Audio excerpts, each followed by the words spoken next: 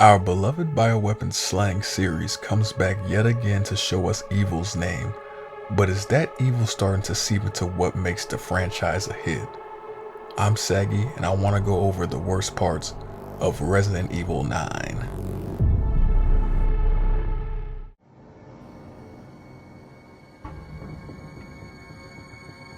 I've mentioned before how Capcom has no problem with introducing new characters, but usually the new characters that hit the mark are the pro tags, and this title follows that same pattern. The last time we were given competent antagonists was in 7, and even then, Evelyn pales in comparison to the Baker family in her own game. Here we see an apprentice of Spencer get his day in the sun, and it starts off promising enough, but he really just boils down to watch out every move and continuously struggle with capturing Grace and ending Leon, similar to RE4's Saddler. It's cool that he worked under Oswald and continues his most recent research, but that's about the only thing that's really intriguing about him. Wesker is barely even seen in RE4 unless you play Assignment Ada, but he still manages to be more compelling. Speaking of Wesker, let's talk about the other blonde. So, the ripoff Zeno somehow is even less interesting than Victor.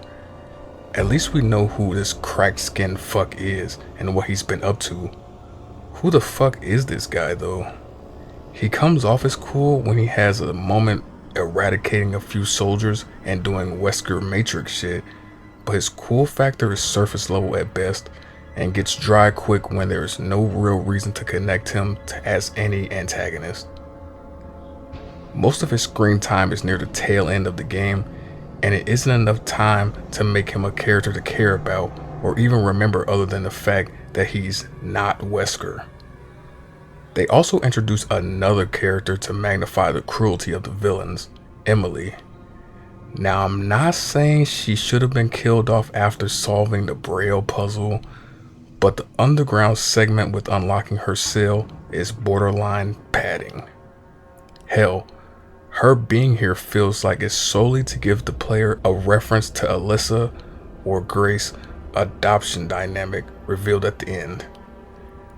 I don't believe Emily to be a complete miss, however, due to her emphasizing Grace's humanity by giving Junior Ashcroft a way to redeem herself in a way because of her feeling like Alyssa's death was her fault, similar to Leon and his remorse stemming from Raccoon City. See, the main characters are pretty spot on, but the baddies always manage to fry my hide.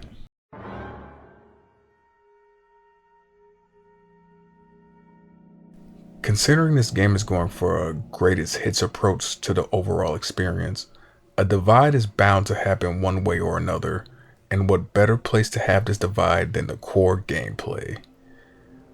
The settings are relatively flexible and allow you to switch camera perspectives on the fly, but that's pretty much where the autonomy ends. They essentially took RE7 and 4 Remake and bashed them together into one borderline disjointed experience. Grace's sections are slow and tense, while Leon's sections are fast and bombastic. The juxtaposition between these two types can be staggering, especially when the character switch happens where you go from creeping around your adversaries and reserving resources to actively running into danger and blowing your enemies' faces off. Neither style lacks in their department per se, but you do feel that the game feels split and it's almost two games in one. This can be felt the most in the care center. You do a run through the facility as Grace with the RE7 style play, and when it's Kennedy's time to shine, you go through the same areas but with the 4R style, and it's such a mode flip that it makes you wonder how the rest of the game will play out. This is an entire section for Grace, but Leon moves through it in minutes. To compensate for his speed, the devs sprinkle many smaller portions of the Boy Wonder in between the Ashcroft sections and lead up to the Raccoon City area, which has to be extensive so it doesn't feel short. One can only ponder how the game would have panned out if one gameplay type was settled on for the majority of the title.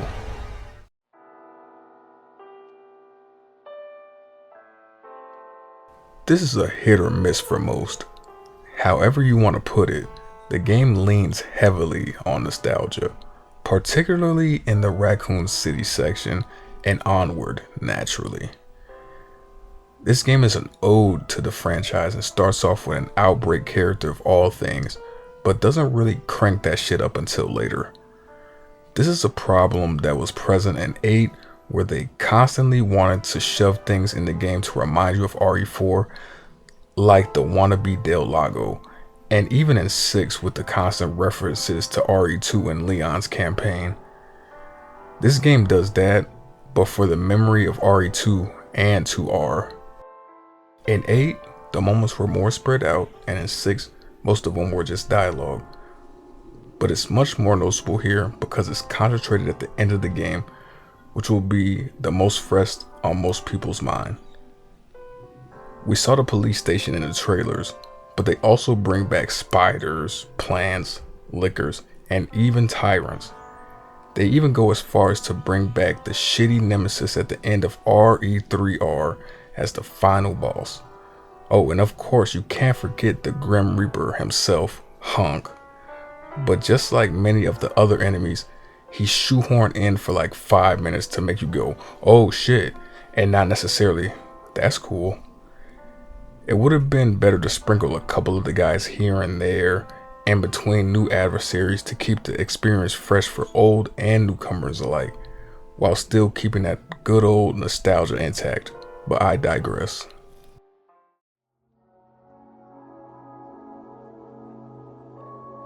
Now I won't lie, I don't believe you should be coming into an RE game with super high expectations for some deep and Shakespearean storytelling, but there is certainly a limit to how nonsensical something can get before it becomes a problem. One of the biggest problems here are the retcons they introduced. Capcom loves their retcons, but these aren't the greatest in a country mile. Why the Spencer change? Other than to fit the game's narrative. Go look at the scene where Wesker smokes his ass in 5, and then watch the scene of his interview with Alyssa, and tell me how this retcon is a good one. Did he have a change of heart, then go, nah, that was a dumb phase?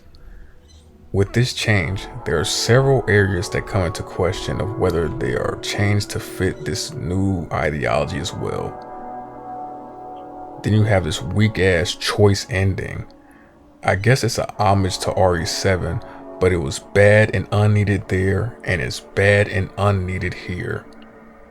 One ending is clearly the bad one, with literally no effort or payoff put into the other than to show the player this choice sucks and you're dumb for picking it.